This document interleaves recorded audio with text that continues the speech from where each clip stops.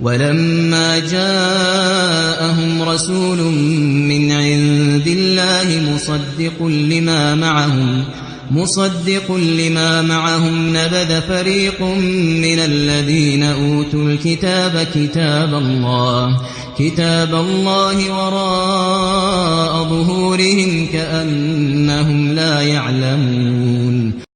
When Muhammad, may Allah bless him, and grant him salvation, came to them with the Quran corresponding to their Torah, a group of them presented the book of Allah and put it behind their backs, like the ignorant who do not know its truth.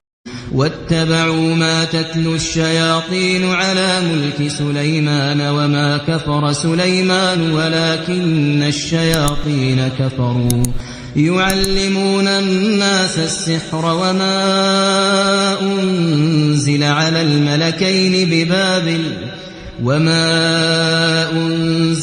الملكين ببابل هاروت وماروت وما يعلمان من أحد حتى يقولا إنما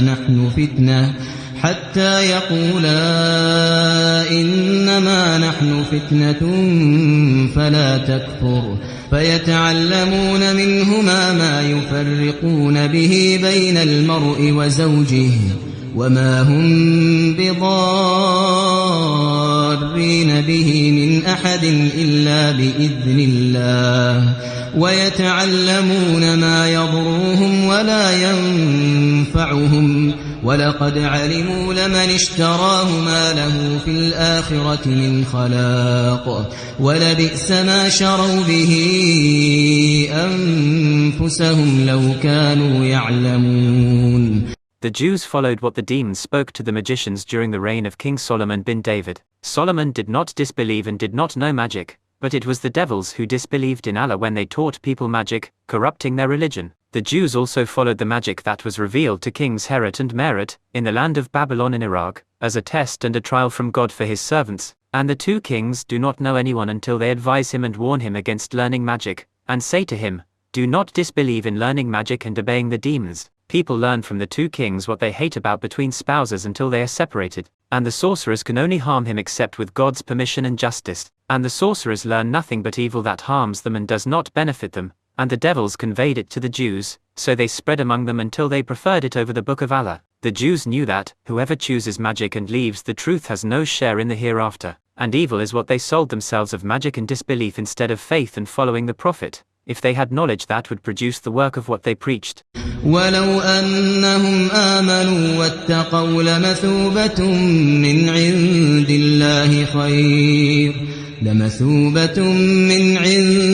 الله خير لو كانوا يعلمون. And if the Jews had believed and feared Allah, they would have realized that the reward of Allah is better for them than magic and what they have earned with it. If they had known what is happening by faith and piety of reward, they would have believed.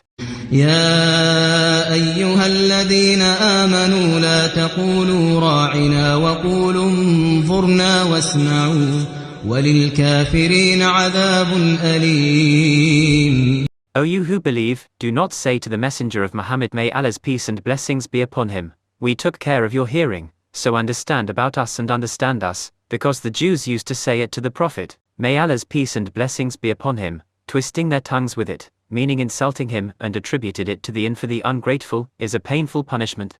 ما يود الذين كفروا من أهل الكتاب ولا المشركين أن ينزل عليكم من خير من ربكم والله يختص برحمته من يشاء والله ذو الفضل العظيم.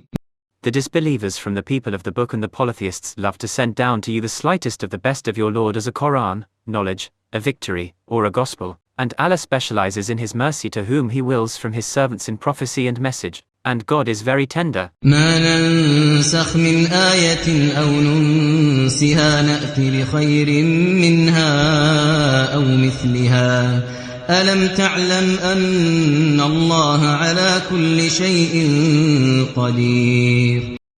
We do not change a verse or bring it down from hearts and minds, we bring you more beneficial than it, or we bring the like of it in commission and reward, and for every wisdom. Didn't you and your nation know that Allah is capable and nothing is incapable of him?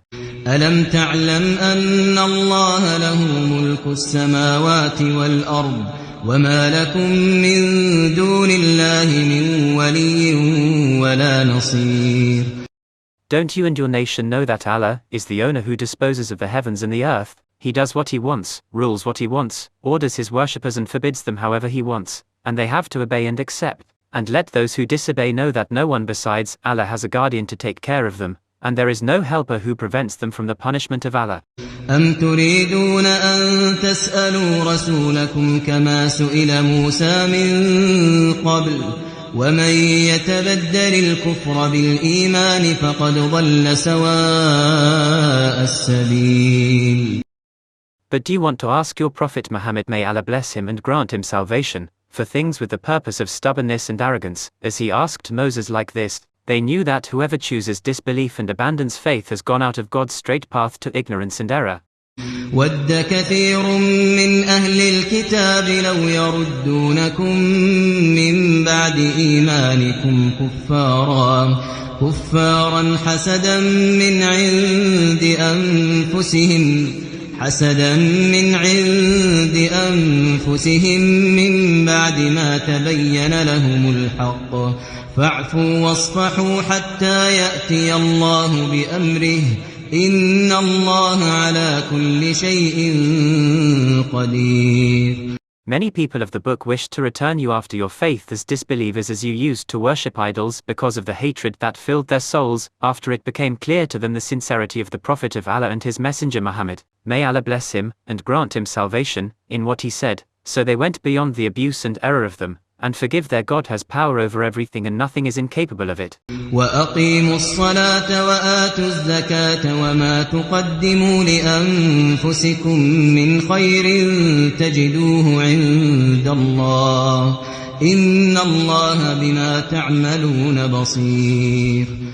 And work, O believers, to perform the prayer properly and give the obligatory zakat, and know that all the good you give to yourselves you will find its reward with Allah in the hereafter. He sees all your deeds, and he will reward you for it.